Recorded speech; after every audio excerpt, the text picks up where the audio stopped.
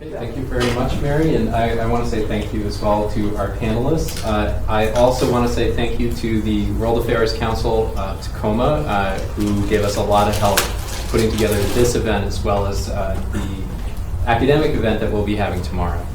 I thought that we would spend most of the time today. I have a few questions prepared for our panelists, but we also want to leave some time at the end for Q&A. So I suppose I'll leave maybe 20, 25 minutes, depending on how our conversation is going. So if you have some questions, you'll have an opportunity to ask our panelists at the end. But before we get to that, I thought I'd give each of you a couple minutes if you want to tell us more about yourselves and your organization, and especially if you want to talk about how it relates to Asia, or what is the importance of Asia to your mission. Okay, I guess Lua, would you like to begin? Sure. So Asia Pacific Culture Center was established in 1996. Exactly this year is our 20th year, and our anniversary is November 3rd of this year.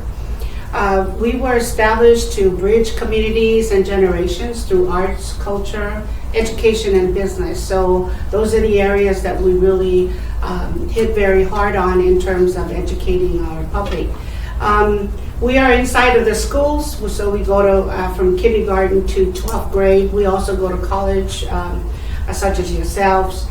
We're in government agencies, we're in businesses. We also serve as a liaison between our community, Asia Pacific community businesses, especially moms and pop stores where they can't really speak English or they don't really understand, and sometimes they refuse to understand some of the rules and regulations, but then we come in and make sure that they're in line with regulations of businesses and so forth.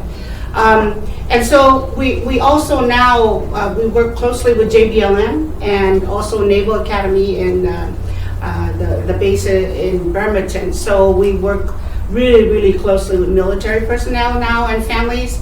And particularly, very importantly, we are now training soldiers before they deploy to our Asia Pacific countries, which is really important because before they go there, get off the airplane, they have a little taste from us of what to expect, what kind of weather, what foods to eat or stay away from, and all that sort of thing, and how to say hello and bow and so forth. So last year, for example, we served over 98,000 people throughout the state. We are regional. We are not just here in Tacoma, Pierce County, so we're all over the state. And sometimes we get phone calls from all over the world to answer certain questions about Asia Pacific countries.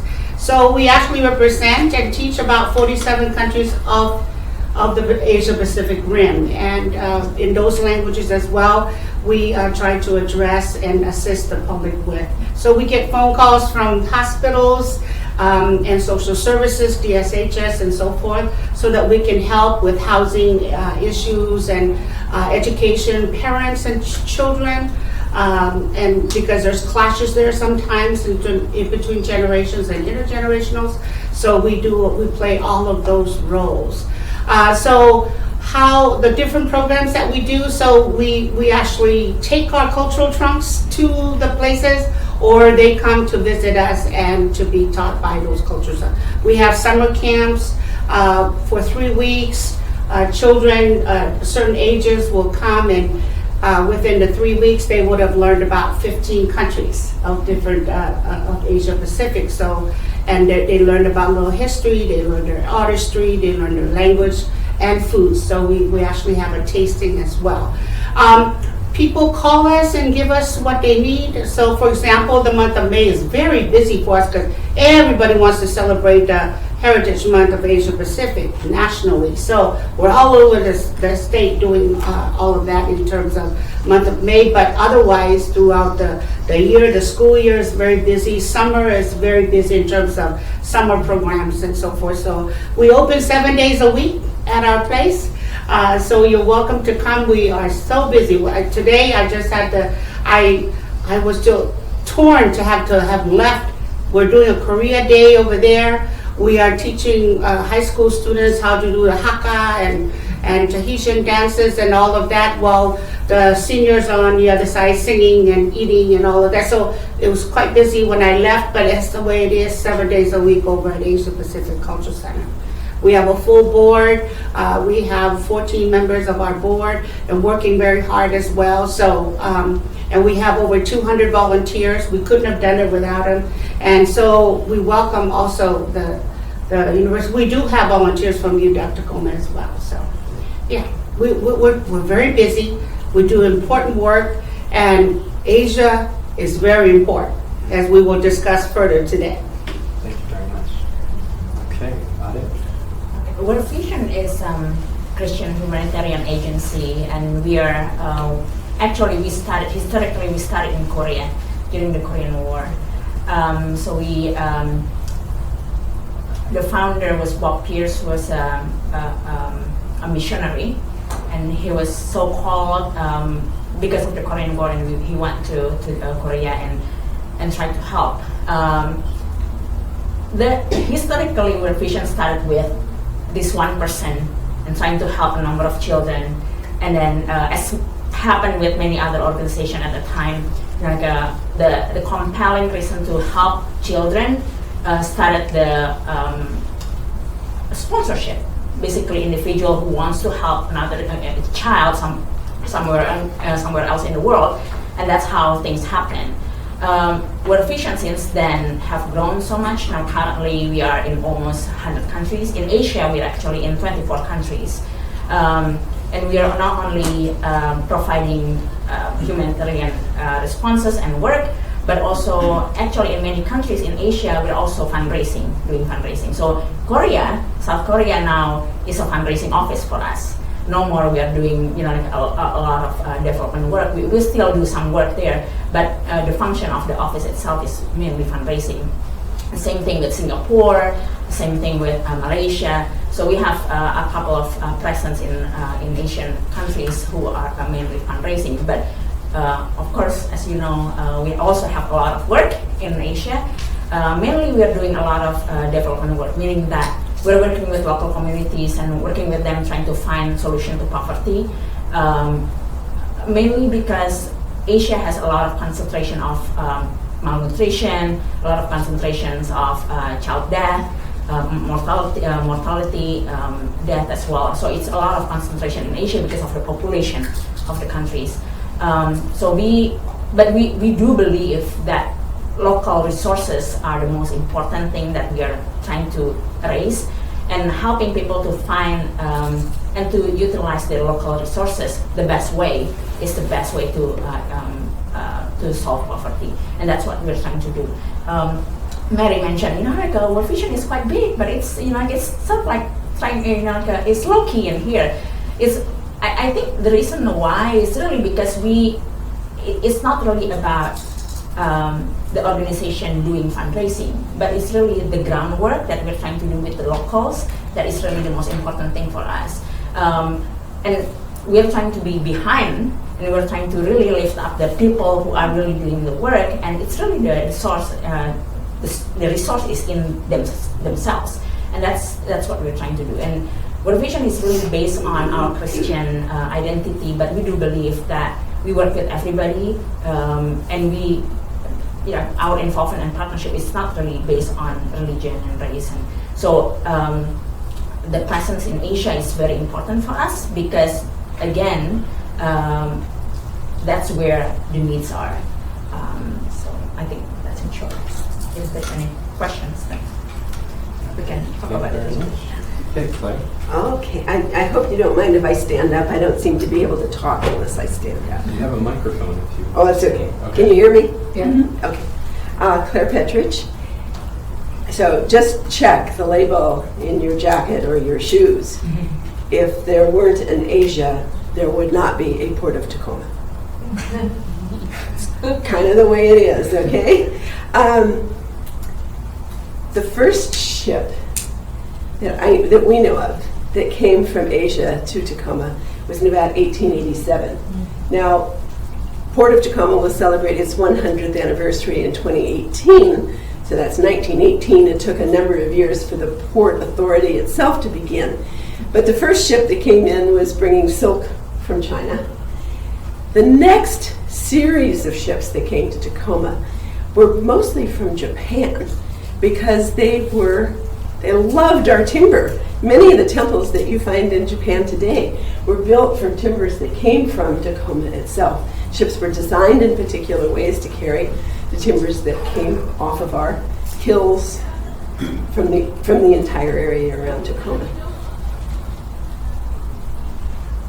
I'll tell a little bit about how I came to Tacoma too, because I'm not Asian, but my grandfather came to Tacoma when he was about 8 years old, and he came from Croatia. So at that time, a lot of people were fleeing from Eastern Europe. Croatians came to Tacoma in fairly large numbers. They were fishermen and they were boat builders. And he was a small boy, but he grew up to become a fisherman and to build boats in Tacoma. The other side of my family is Irish. They were doing anything they could to get away from Ireland during the Great Hunger. In fact, I have relatives who stowed away, got sent back, and then finally made it to come as indentured servants to the United States. So what made us turn to Asia, I guess? Because I think we get to talk more about the port later, but so I'll tell a personal story. I grew up in Tacoma, and I was telling Mary, because she lived in India, I took a class in Indian studies when I was a sophomore in college, and I couldn't believe what the book was telling me about this place, this history, everything that there was. And so more than anything else, I wanted to go there. And so as a junior in college, I lived in India, and that changed everything about the way I saw the world. I think I learned history kind of ass backwards, because I was in India as a 19-year-old. I went to Delhi, where the Mughal Empire was. And suddenly, here was this absolutely beautiful, what had been the palace of the Mughals. My next stop was in Tehran. Went into Tehran, into the throne room. Well, there was the peacock throne that had been stolen from the Mughals and taken to Persia. Well, that was kind of cool, except there was something missing from the peacock throne. And I didn't find that until I got to London, where up in the Tower of London is the Kohinoor diamond that was stolen from the peacock throne, that was stolen from India originally. So when you begin to look at history that way, that's not so Eurocentric, you begin to see some very different things about our world. And that's one of the things I love about being able to go to places to study, and about learning the things that we have the opportunity to do in colleges. So, the port, fabulous port.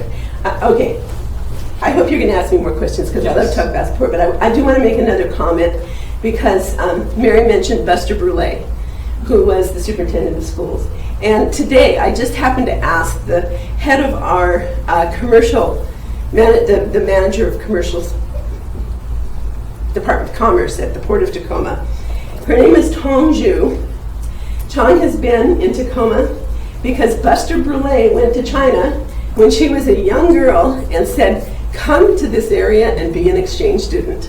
And so that's how she came here, and she's now with the port, and she's in one of the most responsible positions at the Port of Tacoma. And she's a UWT graduate. She is. She came to UWT. And she told me a very funny story today. She told me that when she was growing up, she was about 5 or 6 years old, and her mother said, you have to learn to ride a bike. And she said, I don't want to learn to ride a bike. I want to drive a car. Now, you have to understand, she was in a small town in China, and there weren't a lot of cars there at that time when she was a young girl, but she was determined she would be driving a car, and I think that's part of what brought her here. So she's been a fabulous asset for us at the Port of Tacoma. Okay, let me stop there. Okay, thank you very much. And so you all talked a lot about the importance of Asia to your organizations, to your mission. And one of the themes that we're going to return to throughout, this event tonight, as well as what we'll be talking about tomorrow, are the major changes that we've seen in Asia. We've seen a lot of economic, political, social changes, thinking about the last 10, 20 years. And so I wonder if you could talk about, have you noticed these changes in terms of how your organization interacts with Asia? How has it changed what you do? You mentioned this a little bit in terms of changing mission in South Korea and Singapore. But I wonder if the rest of you had some thoughts about how those changes have been reflected in the activities of your organizations. So we've been responsible for the past 20 years. We've been bringing in artists from Asia Pacific countries, and so in Asia we've been bringing in artists from Korea, China, Japan, the Philippines, and India. So the changes now is that because in the past 20 years, each year we grow in our organization, and we grow our partnerships, and we grow our relationships within the Asian countries. So and then we also do a cultural tour. We actually take people, up to 20 people, to go to those countries, and we choose a country and we take turns, because we have 47 countries we're trying to cover. And so we've gone through some of them, but we continue to go. Like this year we're going to Korea. And we not only take people from the general public to learn about those countries with us, but also our tour is not like a regular tourism. We actually get into the culture. We actually make sure that we connect with people over there to make sure that when we come, it's a real cultural experience. It's real. It's not like a tourism makeup stuff or just the fun stuff or just the happy, beautiful stuff. We actually get into it. Even if it's like a pig's pit, that how they used to feed in those days, and how the huts used to be right next to them, and all. So those are the things that we actually do. So and then we along the way as well, we establish relationships where we actually bring artists. We bring performers, live performers. We bring arts making. We bring carvers. We bring visual and fine artists. So, and they come here, we actually put them in the Pantages, the Rialto, the different colleges. UWT is one of those. We also bring those who can speak and make speeches, and that the colleges can learn as well, or the public. So over the years we've done that, and we will continue to do that. But over the years it has changed, because every year we grow more and we have more. And locally, I just want to say, if you haven't noticed yet, there's a teriyaki place in almost every 2 blocks along your way. Is it true? And then there's a pho noodles, like in every city, or maybe 2 or 3 of them now. So the importance of Asia in America in general, and then our little city here, and our neighboring cities, and our county as well. It grows every single day, if you haven't noticed. And then I get jealous too sometimes, because we are Asia Pacific people teaching about Asia Pacific people, and then I swear every government agency is what are you doing? Oh, we're doing a festival of Asian countries. I said, can't you do Russia or something else or whatever, or your own kind? But no, truly, it's everybody wants and is enticed to Asia, and the Pacific Islanders. But today we're talking about Asia. So yeah, and then I catch my breath and I say, oh, you should be proud of that, not be jealous. Yeah, so. Ade? I would say that the changes in many Asian countries are, if you look at the economic growth, right? So we're looking at, I think the last MFI sort of like report on economic growth is saying that out of the top 10 countries with the fastest growth are really in Asia. I think Myanmar is on the top. It's a small country, but it's really fast growing economy. The problem for humanitarian world, the problem is that it's really high macro level number, but it's a lot of disparity within the countries, right? Because of a certain group of people rising up. So that's really our work is really related to addressing that increasing disparity in a higher poverty level. Urbanization, I think that's the biggest issue in Asia, and related to that, many different social issues. So the way that we do our work is really changing because of that. It's not really like a poverty in rural areas anymore, and urban poverty is completely different. Issues, and it really needs a lot of different expertise, I guess. So that's really what's affecting our work. And in relation to this, I think for me, honestly, looking at it, this is Ade talking, not backed up by a lot of statistics, but the opportunities are a lot, though. I mean, in terms of how a relationship within a local here with whatever happens in Asia, because it's a lot of expertise sharing. Like what Lua said, it's not really about economics and how macroeconomics, but really about people, right? How do we connect with people? How do we understand their thinking? How do we understand their values so that we both can learn? So, and that's the I think with Asia there's a lot of wealth in it that in the region the economic growth is really putting a strain into that cultural diversities and richness, and that's what we're trying to when World Vision is trying to work with them, and I'm sure many other organizations is trying to work. We were trying to work in a way that it's not losing the values and losing the richness of the culture, but really building into it. What is that? This is my heart. What's the anthropological view of development? How do we really lift up the values and lift up the culture within the economic empowerment that we are trying to do? And that's for Asia. I think that's the big thing, because of the richness that the region has, and really changing the way that we work with the communities there. So, I mean, we typically think about economic growth as being a good thing. Maybe as an economist, I mean, that's the way that I think about things. But so it seems like what you're saying is that it actually puts a whole new set of strains on people, especially as some people's incomes rise faster than others. That creates distance between people. It leads to changing values. Yeah. And a big part of what you're doing now, it seems like, is dealing with these new challenges that come about because of the growth. Yes, and people's values is really different. The way that when I moved here, the way people perceive things and what is important for people is quite different, and it's affecting how I perceive things too. I remember when I just started with humanitarian work, there was the economic crisis at the time around 1998, and the tendency is for us to go with the help. We go with money, we go with food, because that's really the need, right? But before, and we're measuring with, okay, now is the malnourished kids are helped with the food that we're providing, for example.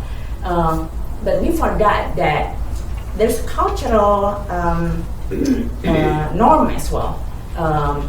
Families are sharing food.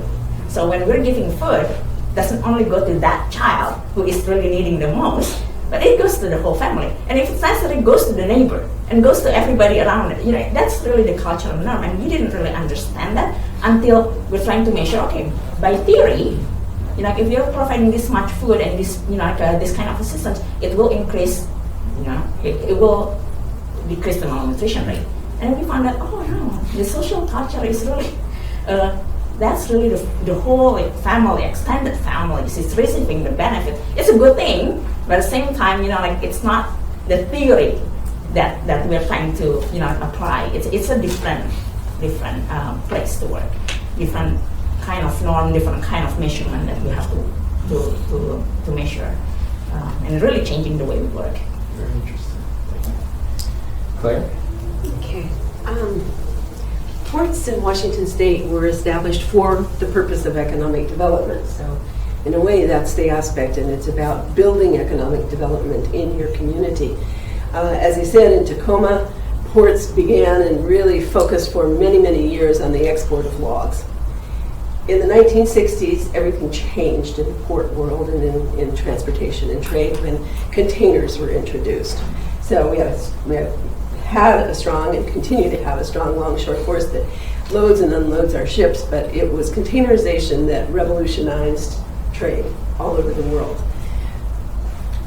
Who was so what does the port do?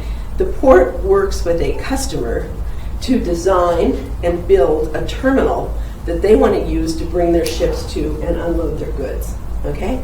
So our first terminal operator in Tacoma was in the 1980s, and it was K-Line, a Japanese firm. So let me tell you where our customers come from, because what we're about and what our relationships are about is with our customers.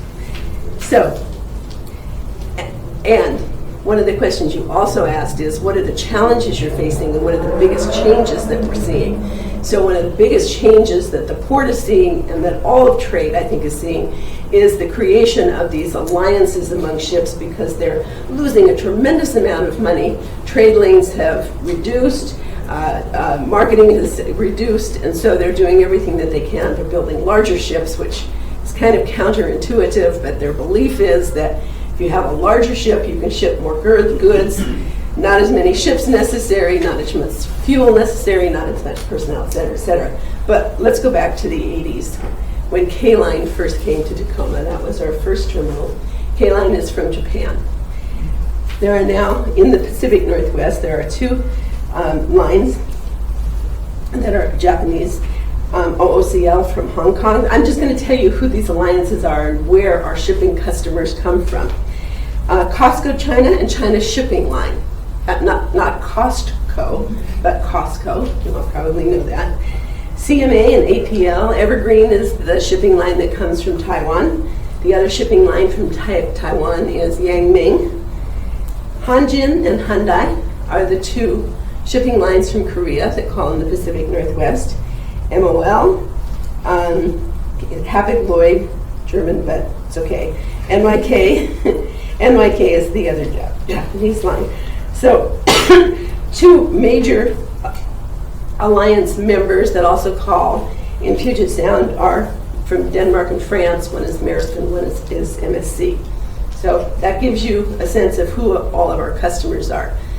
The other big change that happened right here in Puget Sound, as far as trade was concerned, happened about a year and a half, 2 years ago, when the Port of Seattle and the Port of Tacoma decided that it was not to their advantage to continue competing with one another.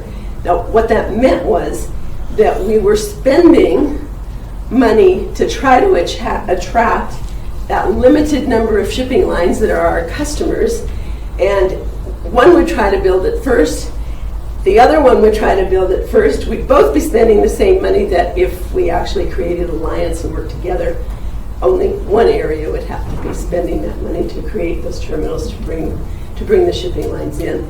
It's been a great marriage, if you will, and some of the materials that I brought will show you some of the information just about how the two ports have worked together. We have the North Harbor now and the South Harbor, and I think it has been beneficial not only for us in Puget Sound, but also for our customers, because it means that we have one marketing team going out to talk with them, and we basically can provide for them the best terminal experience that they could get, and then now it doesn't matter if it's in Tacoma or if it's in Seattle. So it's been very, very beneficial in the long run.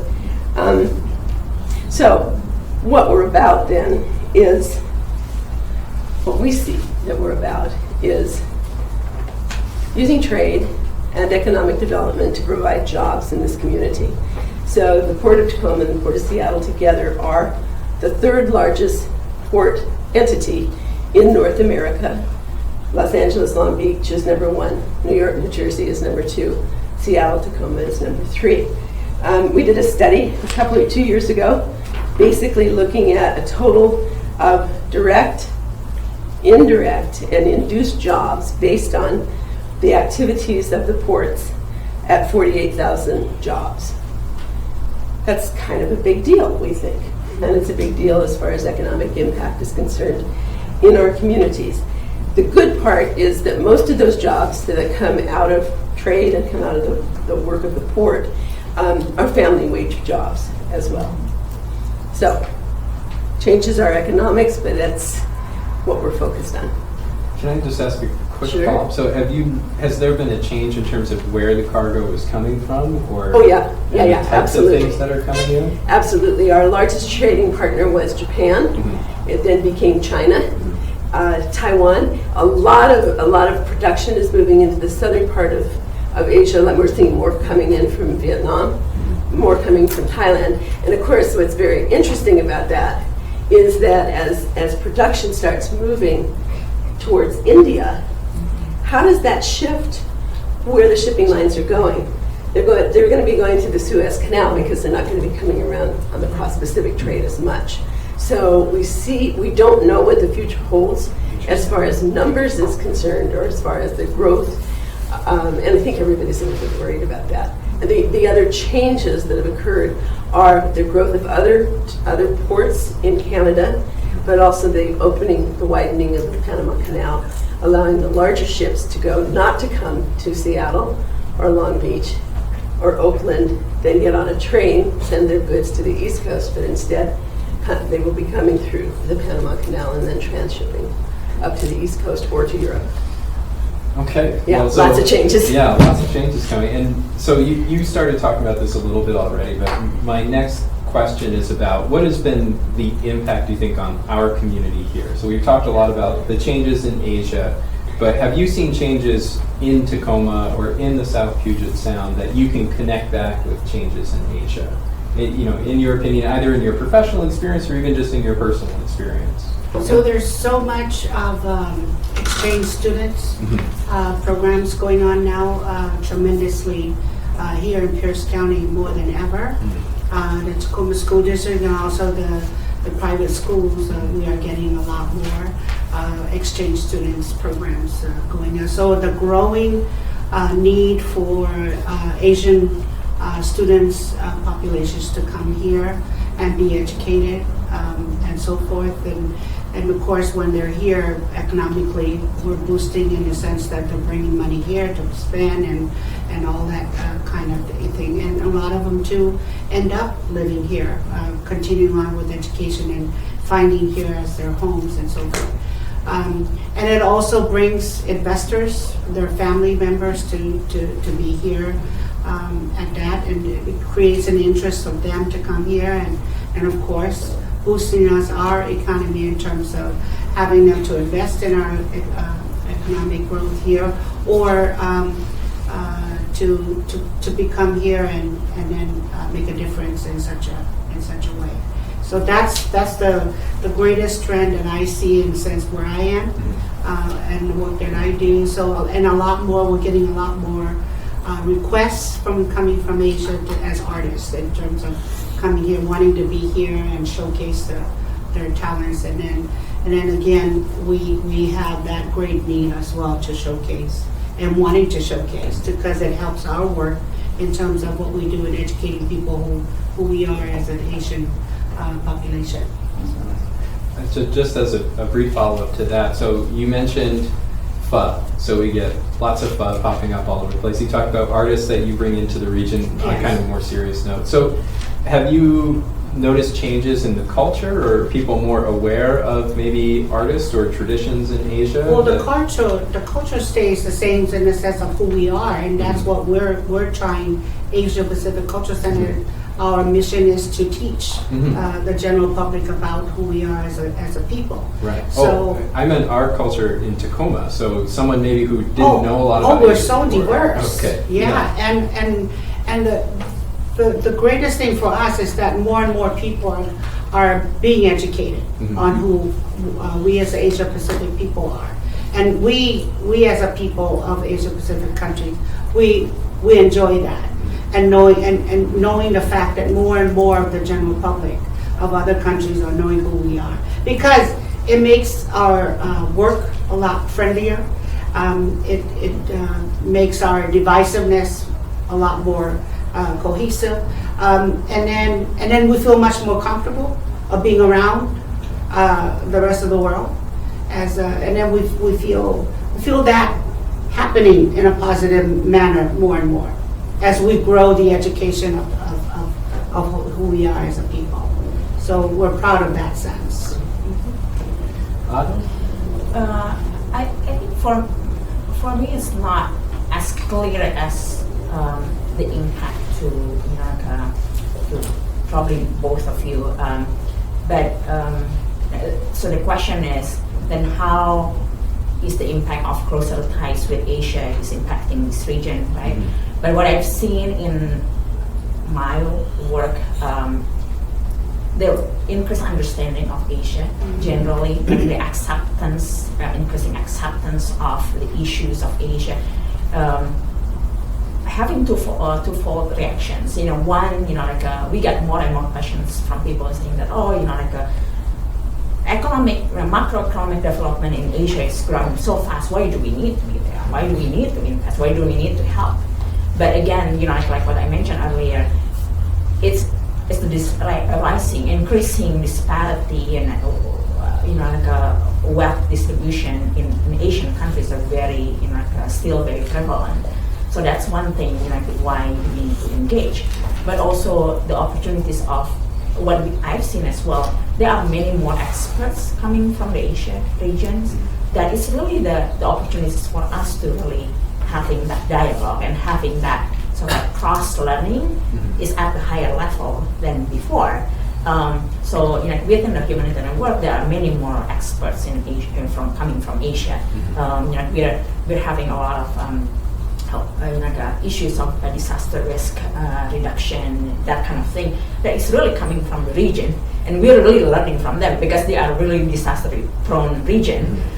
So that's sort of like that kind of thing is happening more and more because of the expertise. Is really because of the issues that are prevalent in the region that we can learn from. I think as those kind of expertise are coming from the region, on our side, we need to also say, okay, then what is ours that we can be on the same page and we can, share as well. It's less about competition. It's more about, for me, it's more about learning together and sort of like, in the globalization world. That's where we have to be more comfortable at. So it seemed like you were saying that there was maybe some skepticism about the need for development work in Asia. Is that a big trend you've noticed among people in the U.S., or have you also seen some people maybe who are more aware of what's happening in Asia and more interested in reaching out? I think it's both ways, and it's different, depending on the interest too. I think the more people know about Asia, the more realization that the needs are really there, and it's different needs. It's not the same needs as 10 years, 20 years ago. But it's the more we engage in dialogue, I think that's where the understanding will become. But if you only know at the surface, then you hear about the China, you hear about the India, and economic growth and the population, and all the 10%, 5% that is up on the top, because that's on the news. But at the same time, that. The more you know about the region, the more you realize that there are many layers of depth of issues that we're trying to deal with. And I can relate to what she's saying because as APCC teaches about who we are as a people, but at the same time, in other manners of our work here in the United States, is that we also teach the world about that we cannot be stereotyped as a people of everything positive and everything rich. We come here, many of us come here as refugees and as poor immigrants. And so as we are here in the United States, we cannot be assumed that all of us are in a same level of economic growth and so forth. There are still many of us who are living in disparities and so forth. because we're also, some of us are failing. Some of our groups are failing in schools as well. We can't all be lumped as Japanese, Chinese, and who are really excelling in being doctors and and scientists and engineers. So there's a lot of Southeast Asians who are failing, and Pacific Islanders as well. So that's what she's talking about as well, because that is a whole different area that I wouldn't be necessarily touching upon, teaching the culture and the language and so forth, and the world of arts and culture. So it's probably. But it's definitely in my community work. Okay. For example, the Asian Pacific Island Coalition, I do that kind of work. So we touch on relations on issues that relate to our people as well being here in the United States. And so for Washington State, we advocate for programs that will provide funding for more housing and for more equitable programmings and fundings that come to our populations who really need that. Our elderly programs, our elderly really needs that because of lack of English skills and so forth. So there's all kinds of barriers still in that whole different world of things. So.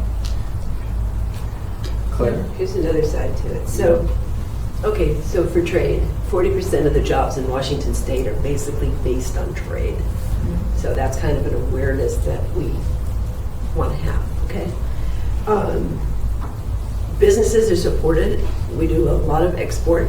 If the port wasn't here with finished goods coming in, we wouldn't have containers available to send hay and grain and agricultural products out.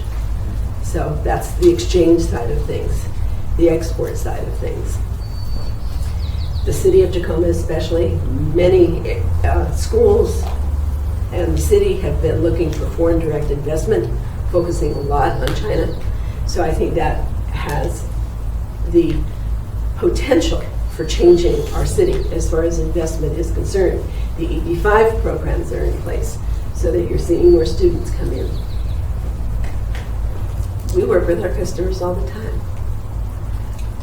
So I cannot tell you how shocked I was 3 months ago when there were hearings on the Northwest Innovation Works methanol plant, establishing its center in Tacoma and in the Tide Flats.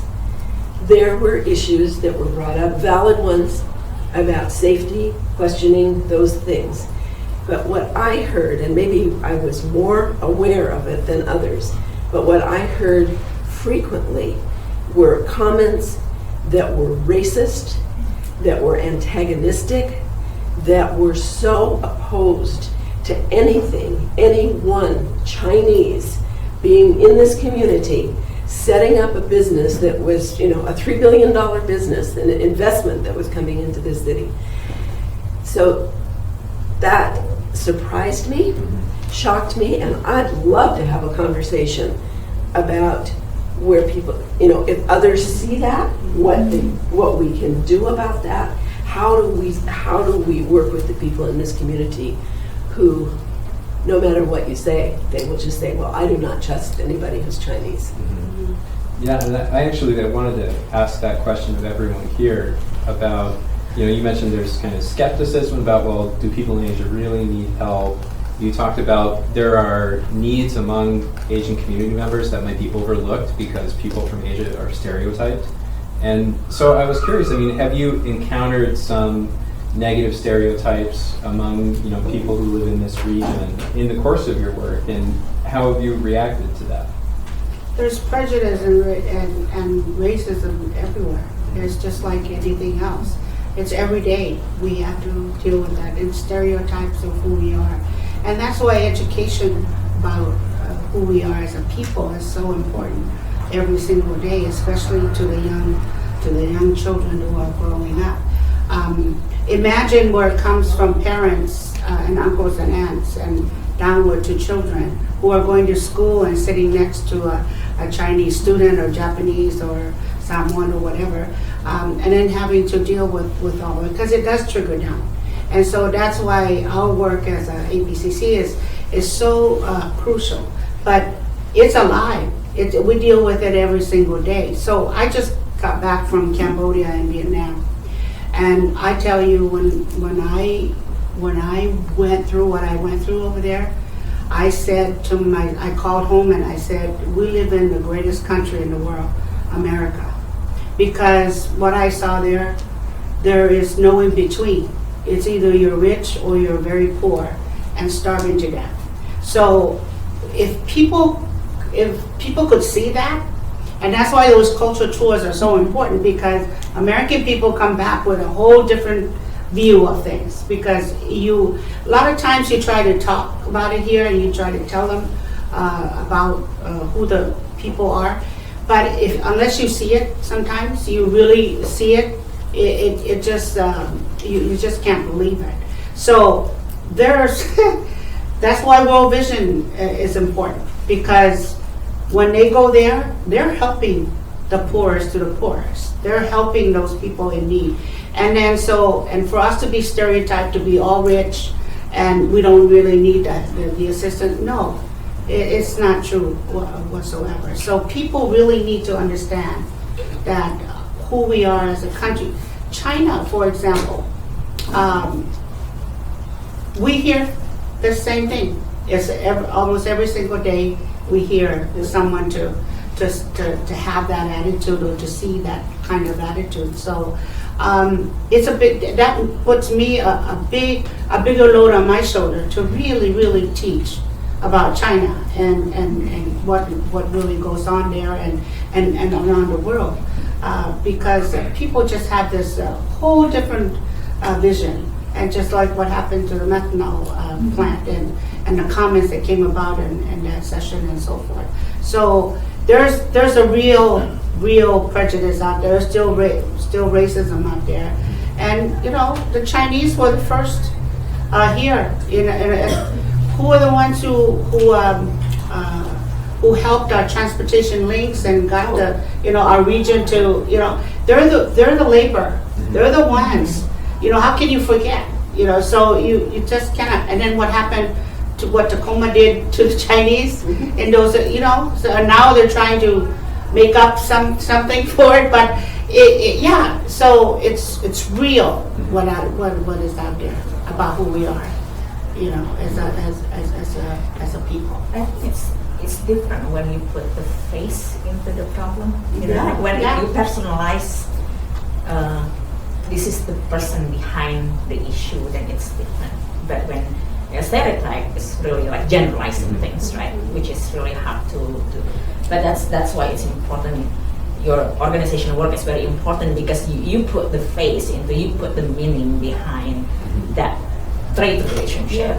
So I think that's what is really important. I do believe that stereotyping and racism will still be there in one way or another, right? But it's really important to create that understanding that it's not one size fits all. It's not one perception, to the region, because there are many layers of the problem. It's the same thing here too. I think it's the other way around. When I was on the other side and we have expat coming in, it's the same. American or the Canadian, it's the same kind of reaction, right? And that's what we're trying to break the barrier, because then when there are dialogues, then you really understand. This is really not true that I'm whatever I mean. But there should be dialogue, because otherwise, you're not having that change in your mind. You can never personalize it. Yes. Understand there's a person, that's Yes. coming from Asia. Yeah. I have a question about that, just as far as education is concerned, because I kind of have this belief that when you go out and study elsewhere, that's when things change and when you see things differently. And we've talked about the literally thousands of students that are coming into Tacoma on an annual basis to colleges, community colleges and high schools, etc. How many Tacoma students are going to Asia to spend a year? To spend a year. Or to spend 6 months. I mean, I don't think that 2 months does it, or 2 weeks does it. Probably not. Yeah, Yeah. I agree with that. I don't know off the top of my head. Well, I know that, Mary and I, we take students to China, but for about a month. Yeah. Yeah, and I think that probably gives some Yeah, experience. But very seldom. Yeah. Yeah, for an extensive amount. Yeah. Yeah. Or on your own, where you actually have to negotiate and navigate and learn how a culture works in order to be able to live in it successfully. It certainly seems like something we could be doing more of. And I can just tell you, that when we've tried recruiting students for our China program, sometimes people are a little nervous about it, because it is a challenge and it does put you pretty far outside your comfort zone, but it's important. It's one of the most important things you can do, I think, as an undergraduate or even as a high schooler. Yeah. And how was your experience? Well, which time? Because I did this You as go there many times? Well, I did this as an undergraduate student first. That's actually kind of what got me interested in China. And now I'm helping to lead programs and take students over there. When I went for the first time, it opened my eyes in interesting ways. First of all, to differences, that there were other ways of living life that worked just fine, that people went about their daily business and they didn't do things quite the way that we did them, but they were still very happy and they lived their lives.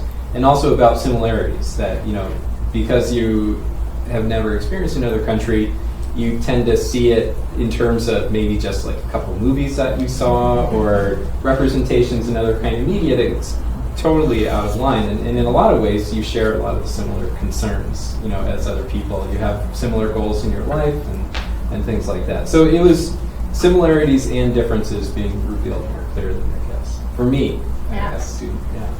But it was a very valuable experience for me, Yeah. certainly. So I do want to get back to the question about, so you mentioned the methanol plant specifically, and I was trying to find a way to avoid bringing that up. I just assumed not I teach classes in international economics, and I think I asked this question once at your house, and I experienced skepticism about whether opening to trade, opening to investment, opening to allow other people to come into the community really helps people in our community. And I have to imagine that you've experienced that too, that people have asked that question or expressed skepticism about that. And I'm curious, how have you responded? Well, in that case, people certainly did. On the other hand, when you said, okay, so there's going to be this number of construction jobs that will come to this community, there's going to be this number of full-time jobs that will come to the community, we look at it, and also from a certain perspective, it was a improvement over coal and other means of fuel, so it seemed to be a greener choice. Okay. Yeah. Okay. So your question is, So really, how do I respond to that? How do you respond? Well, I don't think anybody at the Port of Tacoma is shutting the doors on future investment from anywhere in the world. That is what we're about, and I think it's absolutely essential that we say that way.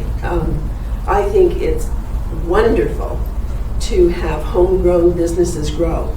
And I'll say, make that happen. Do everything you possibly can as a student, as an entrepreneur, to make businesses come alive in this community. But I think we need everything. We need it all, and we all need to be working together. So I do want to leave some time for question and answer, but I have just one more question that I want to ask. And then I'll let any of you ask questions. I'm sorry, yeah, go ahead. So one of your pieces of questions is how do we think about our people, local, losing jobs to Asian people or countries who are coming in at that. I want us to think about the fact that it's not just about cheap labor. Asian countries are sending over to us, and we are also buying engineers, top-notch engineers, architect, the scientists, all of these excellent professionals, and the technology expertise and all that. We're getting that. We're forgetting all about that and thinking about we're losing jobs to Asia. for cheap labor. Don't forget the positive side of what we're gaining as well. Which is a lot more than what people may think, that what we're losing jobs. And I tell you, when I look at America, there is so much job out there, and why are we not getting it? I mean, I get calls all the time from companies. Oh, do you have people to come for? Oh my God, there's America, wake up, get up.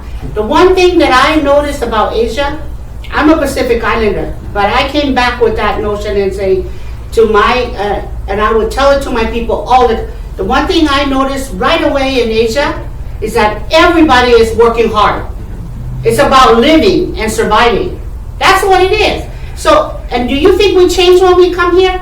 No, I don't think so. Asian people are not coming here and sitting around and collecting welfare checks and so forth. No. It's more true, our own kinds of people. And there's so much jobs. So what the world? Don't ever say to me that there's a lack of jobs, because we're not getting up to get it.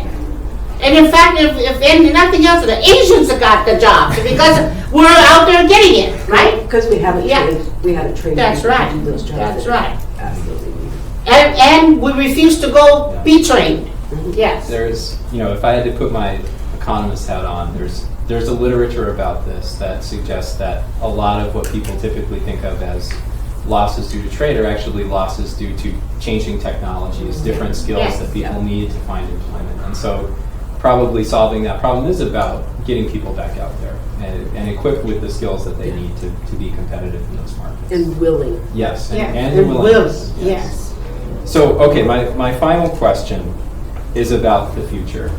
And I'm curious if, we continue to grow closer with Asia, if you continue to see economic growth, kind of closer connections between our cultures, interactions in our political systems, what changes do you see coming to our region? And what do you think we should be doing to prepare for those? And I mean that in terms of just as a citizen, or if we gave advice to our leaders or policymakers, or even myself as an educator, what do you think that we should be doing to prepare for the future? So Asian population is the fastest population here in Washington State, fastest growing in the nation. Whether we like it or not, we are here. And we're here to stay, and there's more coming. So we need to deal with it. We need to open our eyes as a local jurisdiction and be willing to partner and work and learn about who we are. What makes us, what makes the Asia Pacific people who we are, and then get connected to organizations such as us so that we can learn more and work together and to create things to make our living environment here and our growth in the future be real and better every single day, and for our younger generations to come. We need to be smarter and be more positive about things and figure out ways to work together. This is a diverse population already, and we are here as a people of different communities, and we need to really be smart and find ways to work hard so that we can create more things so that we can have a better life for the future. That's the best way. Ade? I remember, if I look at the back of one of our projects in Asia that we did, sometimes when you're talking about skills, sometimes we assume that, what are the things that we need to do for the youth? And then, they're interested in computer, so everybody will learn computer. How about mechanics?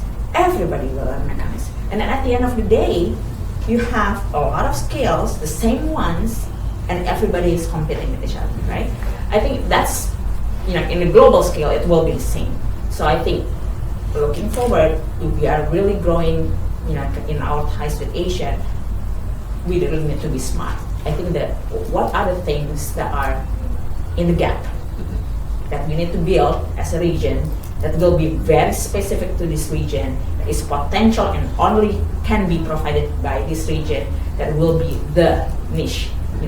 It's not only about Asia in general, but also with other parts of this country too. What is that specific things that only Seattle, Tacoma area can provide that we really need to be excellent in, and we really, go get it. It's really about, for me, it's not really about competition, but it's really about how we see we're working together and finding that whole that only us can provide, and be excellent about it. But I really see it as an opportunity rather than that's the way that I see it. It's really opportunities that there are many things that we haven't really get back, and find. But I think that's we have. And one of those niche is that we're building an $87 million project down on Point Reston Way. So we'll be open in 2020, and so it's the Asia Pacific Culture Center. It's going to be a tourism site. We'll employ over 1,000 people, and majority of them will be high school and college students. And then half of their wages will go directly to the colleges, because we're going to hook them up to all the colleges around here. It will bring in over 400,000 people on an annual basis, and so it will create a live space of action every single day down there, and talking about business growth and so forth, and opportunities for entrepreneurs to be down there. That's where it's going to be. So look forward to that. Yeah, That's one of our opportunities. Yeah. That was one of the questions you asked, was if somebody wants to learn more about Asia, where would you tell them to go? Yeah. Well, I'd tell them to go talk to Lua. Okay. I mean, seriously, in many, many ways, because that's really true. I also think when we were talking about the different kinds of training and trades and stuff, I think that I don't believe that we appreciate and value the diversity of skills that people have in this community enough. I think that we will always need our plumber. We will always need the person who is the builder, the one who can fix things. And we need to provide those opportunities for young people to find those jobs that have value for them if those are the skills that they have. And that might be, yes, computers are part of that in many ways, but I do think, so that's a value of skills. But then if I were going to do anything, if I could change the world, I would say, let's set a goal of making sure that 50% of every child in the Pierce County schools have the opportunity to live overseas and learn something in Asia for, 6 months. All right. Deal. All right. There you go. That's what I think would make a huge difference. Okay, well, thank you very much. I want to leave some time here for some questions. So if anyone has questions for our panelists, feel free to raise your hand, or if you want to come to the middle. Anyone? Yeah. I just had a little comment about what Claire said about the methanol plant. We went through some of this 25 years ago with Slade Gordon when the Mariners almost left. And he was able to get the people from Nintendo to actually donate $1 million, $100 million, pardon me, to make sure the Mariners stay here. And for 6 months, he had to negotiate with people of Seattle to try and make sure that we got to keep them, because they didn't want a Japanese-run company, or a Japanese-run Major League Baseball center here. And it was a really big deal. So this is something that's actually been It's been going on for a long time. It's been going on for a long time. And it was just really interesting. And finally, their way of actually dealing with it was to bring in a Seattleite CEO, for lack of better words, a white guy, to make sure that he sat on the board and he was the front man. And that's how they were able to actually make it so we still have Mariners. And I don't know if, I mean, there's a lot of issue. I heard it from my own family. I was really shocked to hear this. I'm an Asian historian. And so it was one of those things to come home and to be hearing these things from my family. I was a little flabbergasted because of what they were saying. Especially when they knew who I was. Yeah. So sorry, that was just a comment, but I just wanted to. No, but been going on for a while. it's what we're all about if we're seeking change and improvement. And I saw you had a hand up, yeah. Hi, hello, Lua. Hey, Joel. wanted to say. Sorry, I don't have my glasses. Me either. My question is, as an educator here at UWT, I have an increasing number of Asian students that are here for short term. And I do feel more and more that I need to know more about how I can help them, in many ways. But I'm wondering if you all have any advice to share in terms of outside sources that one can direct them to for all sorts of things. Sometimes they're just trying to figure out, where to do shopping or, where is community. I know I can direct them toward Asia Pacific Cultural Center, but sometimes, there are other things. So I'm wondering if you have suggestions. So- Because I'm in art, so I teach art, and so I get pretty close with my students, and we have these conversations about making their work. And sometimes I don't know when you kind of share between students, but I'm just wondering, couldn't I do a better job at that? Is there something you can suggest? So resources to help people from Asia feel more at home in our community, and specifically Right. thinking Is there something that you of could students. share with Okay. Yeah. So I know you would think that you could, and yeah, you have to, because we it's not that we're going to go out and do it for them, but we have a host of resources that we can share with them to help them out. Yeah, yeah. And sometimes we just have to call on people to be on one-on-one, because most of the time they need that one-on-one. It's not about sending them somewhere. It's escorting. The way we do it is you have to go with them. You have to put them in the car and drive them. You have to sit and make the phone call for them. You cannot just say, here's a list of stuff. You can't do that. We have to literally walk them through it. So yeah, I mean, all I could do is offer us at APCC. So give us a call, and we have lots of people who can help and be able to do that. Yeah. You reminded me of one night when we had a whole bunch of Chinese students visiting, and I'd ordered out for pizza because I didn't have any time to fix any food. Well, they came in and said, "Where's the rice?" Yeah. That was it. Yeah, I'm curious. So we need Rice is, yeah.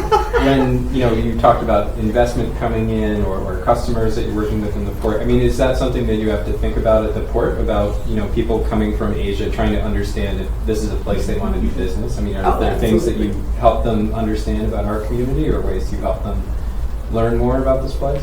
Well, what can I say? Can I say Tong is our secret ingredient? Okay. And she is, definitely, in a way of making people know what the community is, and also sharing those cultural exchanges. So, but yes, I mean, we do the best that we can to show the best side of the community. What do we need to do? I mean, we need to work with the city and the county also. If you're looking for investment, you want to make this an investment-friendly community.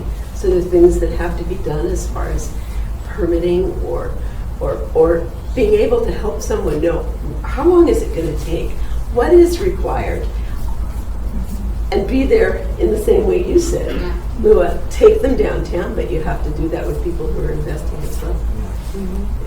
So, Ade, you had mentioned development experts, I think, coming from Asia, kind of sharing their expertise with your organization. Is that part of what you do at World Vision also, is help those people come to the United States, or connect them with networks of charities in the United States? We have, I think in terms of what we do, like what I mentioned earlier, World Vision is in many countries, but within World Vision as well, like I see a lot.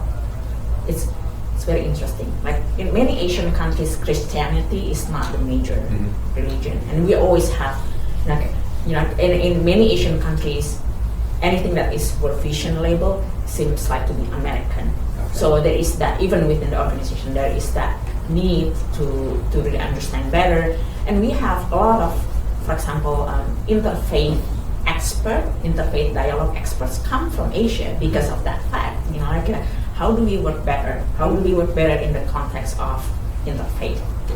How do we work, so that we can really work together despite the diversity that we have. And honestly, within, I worked with, in Work Vision Indonesia before. The perceive is that once we go to communities, and many of Indonesian populations, as you know, is majority is non-Christian, it's that perception of are you going to say anything about Christianity in our communities? That's always the first thing that but understanding and really putting the face into the problem. No, we are here to work together. It's the same thing with trade too. We are here to work together. It's the same thing with humanitarian as well. So what we do is actually in Asia context, we have a lot of cross-organizational discussion where issues of in the Philippines, World Vision with other organizations, we're talking about disaster risk reduction. Philippines is the place for us. There are a lot of experts in and we're talking about disaster risk reduction at the community level. And how do we work with the communities in doing that? It's a lot of resources there in the Philippines. We know, that's the place to go.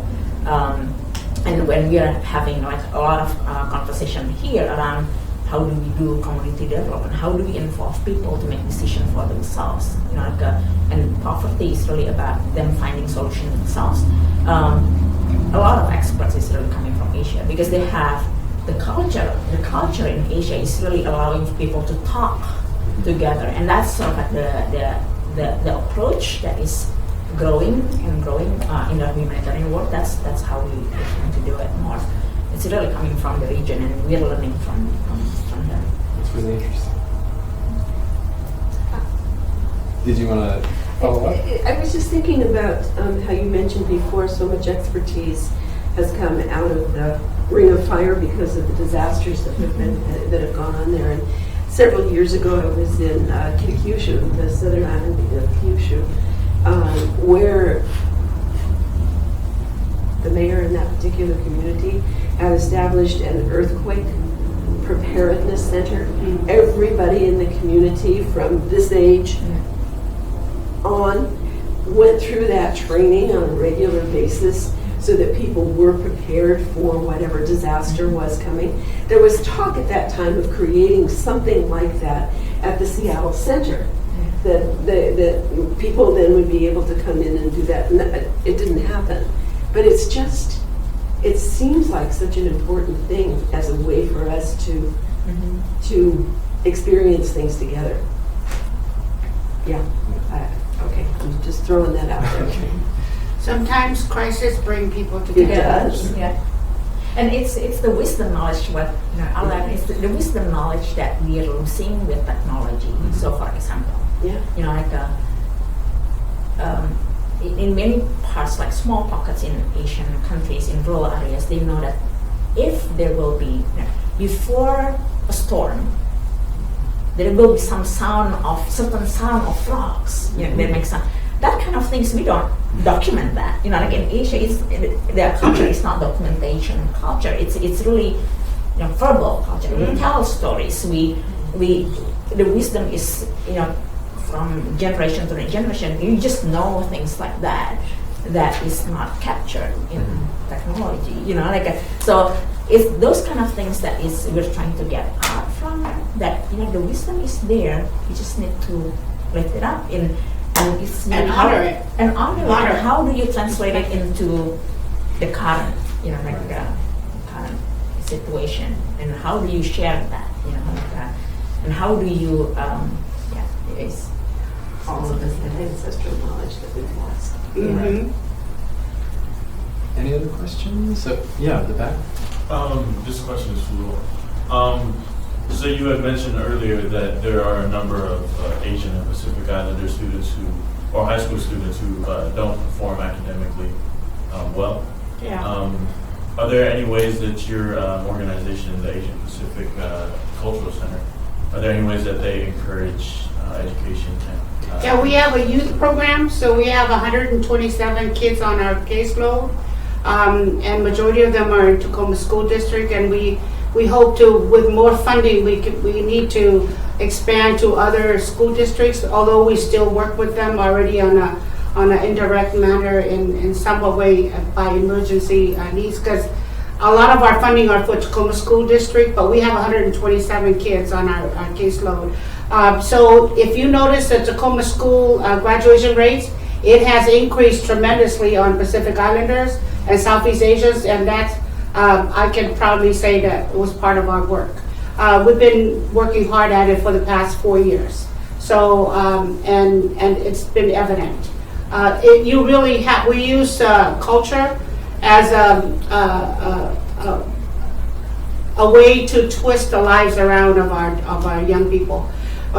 We have to teach them who they really are in terms of honor and respect and who they truly are, instead of other things that they believe because born and raised here in America, and they believed that they're something else other than their true culture. So once they learn about their culture and really practicing it and getting into it, they really become more positive, and their academic strives are better and so forth. So it's making a difference.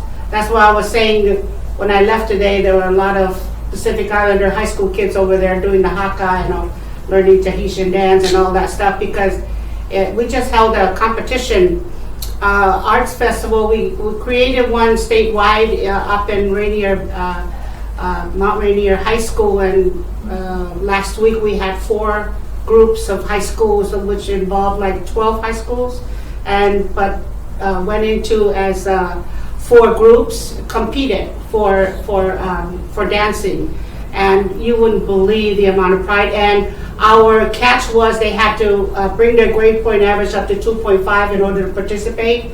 And out of 127 high school kids, only 27 of Tacoma School District qualified to dance for that arts festival. But they had to move their grade point average up to 2.5 before they could participate. So that's the same thing up in King County. They're doing that same thing. So that's going to stay alive. To do those kinds of things, and that's just one enticement for the school district. For the school kids to get their academics enrolled. But boy, I tell you, once they know who they are, the honor and respect, and to have that village heart and that country heart, to be somebody, it really helps. Helps a lot. Well, if there's someone else has a question, I'll defer. Sure. Yeah. Kind of the flip side of the coin for how important it is for Americans to get out to other places, like Claire mentioned. We talked very briefly at the very beginning of the class about how many students are coming into this area here. How do you see the families that are opening their homes and sharing culture with those exchange students impacting the region? Yeah, tremendously. We play a big role in hosting families, recruiting for host families.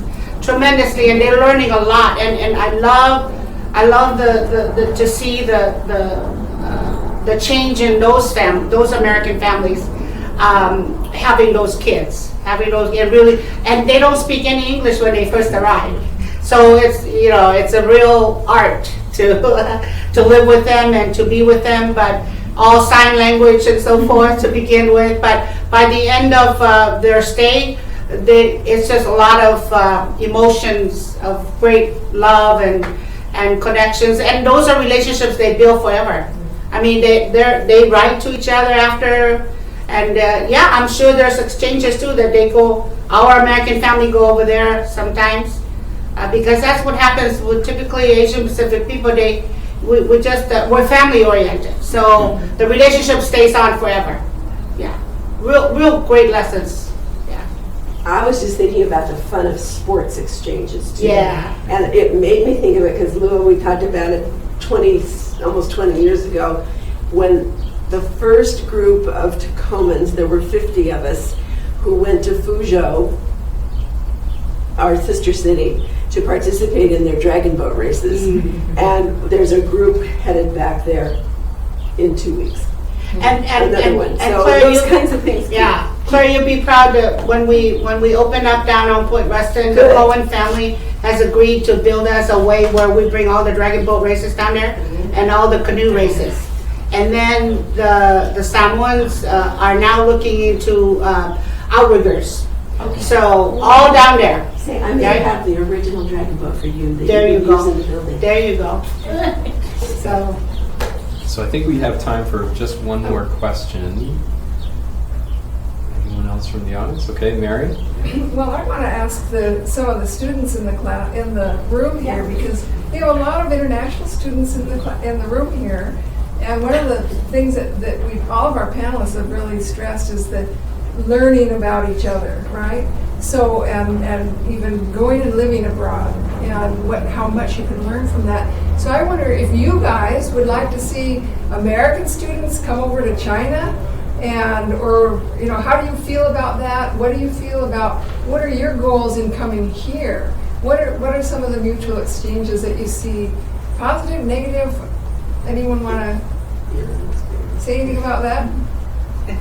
Well, I worked as a teaching assistant back in Chinese university, and what I experienced with international exchange students is that they usually come to China to spend their vacation instead of doing genuine cultural exchange. So do you feel like they don't really get anything out of it? A lot of party time, a lot of alcohol. Oh. That's what I see. Well, they have fun. And what I experience here is that international students, especially Chinese, Korean, and some Japanese students, tend to form small groups. And also, there's invisible barriers between international students and domestic students. Yeah. So I'm really looking forward to break this invisible barrier to make the interaction more natural. I really see that too, that there are these barriers, and I don't know if there's any way to bridge them. I want to get involved. So I wanted also, before I forget, is I have a feeling, are you Samoan? Yes. Okay, so all of you Asia Pacific students here at UW, there's a great opportunity for you to be mentors over at our youth program, or any one of you. We need mentors all the time. We need mentors. So, and especially college students to be role models to our kids and talk about your experience as a college student and be able to make a difference. So I just want to open up and make sure that you all know there's a great opportunity at APCC to give back to the community. Where are you located? On 50th and South Tacoma Way. We're all our community elders, they call our building the White House because it's a white building in the park, but they call it, we're going to the White House. So. How do you get there from here, Lua, if you don't have your own car? Oh, you just if you don't go, we have a bus, but I have to get the bus number. There's a bus stops right in front of it. Yes, yeah. And you can walk. You can walk from here. It's very close. Yeah. And I'm really looking forward to more cultural exchanges between here and China, especially more United States students into China with genuine intention of cultural exchange instead of Well, international you guys studies. have to help Will and I recruit students to go to China, because I think, Melissa went, Tony was with us, and I think that our students. Do they have to be UW Tacoma students? No, they don't have to Well, be UW. you haven't talked to me about helping you to Okay. recruit. Yeah, you got to. Yeah. Well, if there's no other questions, As for the mentoring, can students that's not Samoan or Asian actually help mentor due to us? I actually Absolutely. grew up with a lot of Samoans and Tongians, and actually kind of have their culture, due to them being family oriented, you feel like you're part of the Yes. family all the time, Yes. and you actually feel like you actually have a connection, like you are one of them, or You better believe it. So, And a lot of non-ABI kids are in our program because they are attracted to the family-oriented thing. Yeah. At the schools, because we have after-school programs, they come to our room.